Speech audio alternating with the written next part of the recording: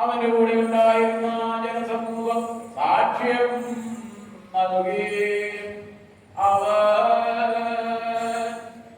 ഈ അത്ഭുതം പ്രവർത്തിച്ചുവെന്ന് കേട്ടതുകൊണ്ട് വലിയ ജനസമൂഹം അവന്റെ എതിരേൽപ്പിനായി പുറപ്പെട്ടു.